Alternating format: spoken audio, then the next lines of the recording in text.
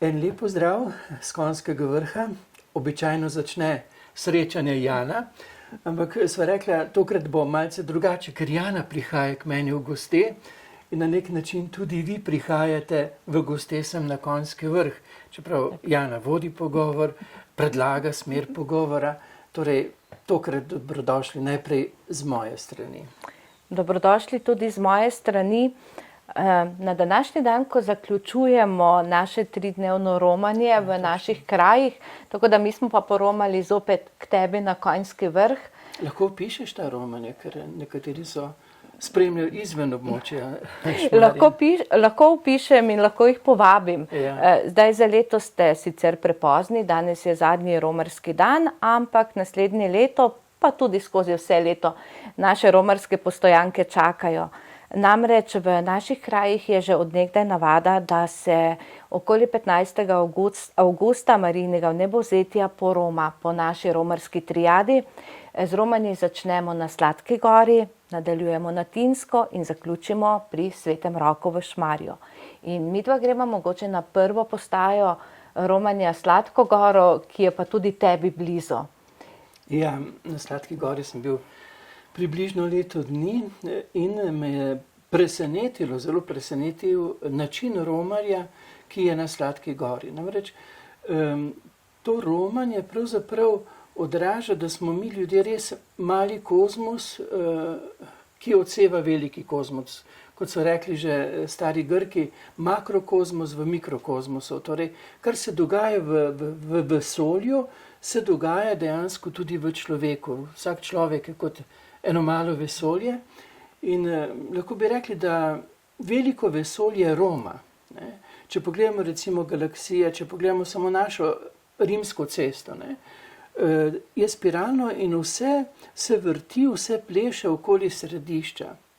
Središče ima, sicer se grozno čuje, črno luknjo rečejo, ampak gre za obnebje singularnosti. To pomeni, tam se prostor ukrivi in to središče dejansko priteguje vse, kar pleše okoli njega, v neko razsežnost, ki je dejansko presežnost. Ne vemo, kaj se dogaja tam onstran. In romanje na Sladki gori odraža prav to. Torej, v procesiji gredo ljudje, spredaj gre križ, torej svetoznamenje in ljudje gredo in pojejo. Nekdaj, kot sem slišal, so peli istočasno raznolike pesmi, da se je vse prepletalo in ustvarilo, bi rekel, neko skrivnostno, mistično zvenenje. Gredo in se dejansko procesija odvija v obliki spirale in se konča, ko je nosilec križa, torej vodja procesije, v središču te spirale in se konča. Na nek način nakazuje res to iskanje človeka, tisto, kar nas, v čemer se že presegamo, obnebje svetega. Pravzaprav bi lahko rekli, da je vsak človek singularno bitje. Ne?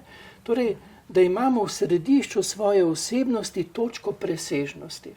In če ti nisi tuj samemu sebi, dejansko, ko stopiš v srčiko lastnega jaza, Cankar bi rekel v skrito kamrico, lahko bi rekli tudi v skrito kapelico, ko stopiš v notrino samega sebe, se dogodi stičišče, dotikališče med nebom in svetom. Ali pa lahko rečemo med svetim in svetom.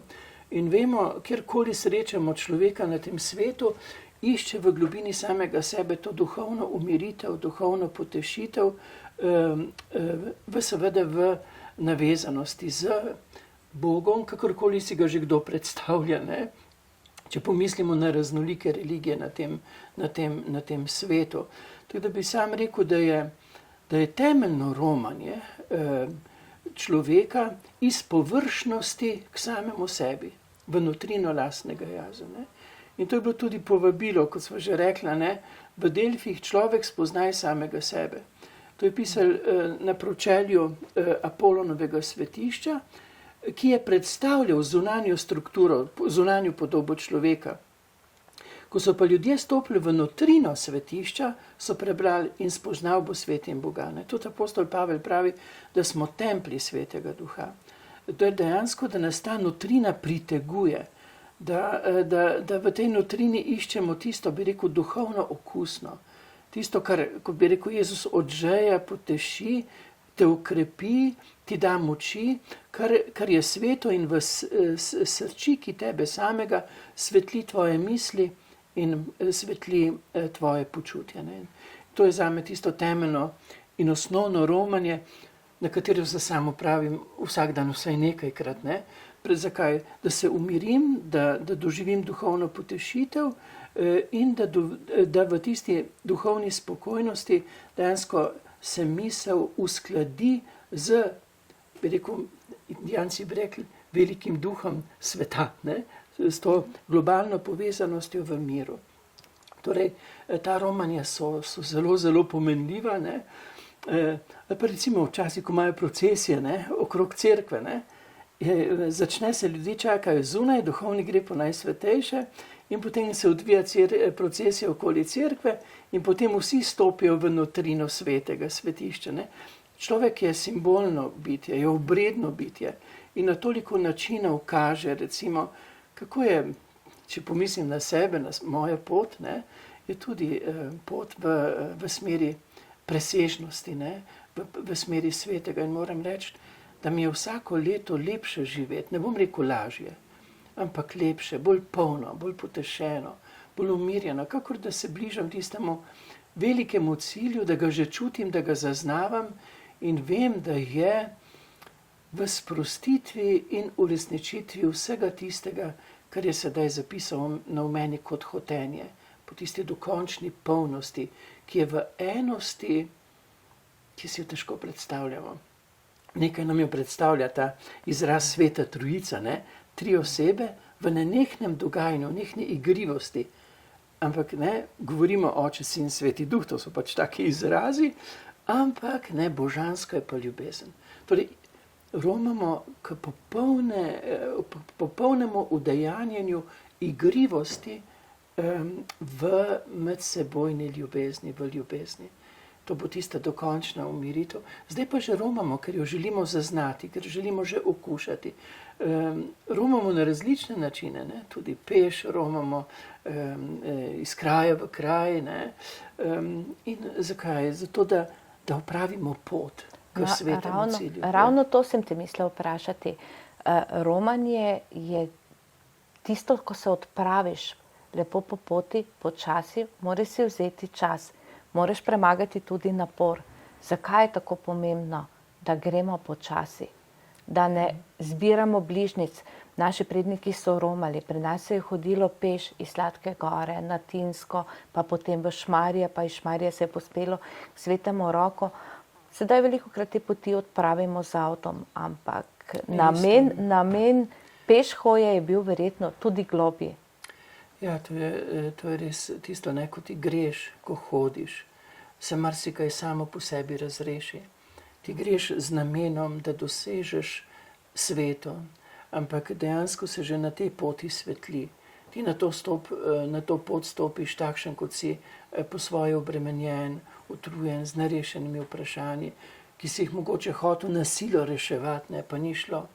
Ko pa ti hodiš, se pa kar samo po sebi marsikaj razrešuje, ker greš z namenom, da prideš do svetega in ta svet prostor je tudi dejansko določitev tvojega namena, cilja, da nekaj osvetliš, da nekaj pridobiš, da nekaj okrepiš in opraviš pot k temu. Ne.